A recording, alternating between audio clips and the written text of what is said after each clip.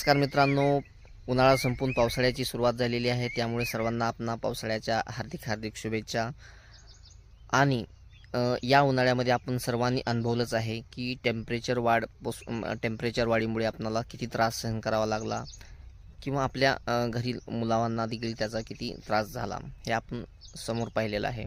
जर आपल्या मुलांना त्यांच्या भविष्यामध्ये असा त्रास जर सहन करावायचा नसेल आणि त्यांना एक सुरक्षित भविष्य द्यायचे असेल तर या पावसाळ्यामध्ये मित्रांनो आपणास कमीत कमी एक झाड लावून त्याचे संवर्धन व संरक्षण करणे खूप गरजेचे आहे मित्रांनो. कारण जर अशीच टेम्परेचर वाढ होत राहिली तर येणाऱ्या काळामध्ये हे जे तापमान आहे ते 50च्या पुढे जाण्यास जास्त वेळ लागणार नाही.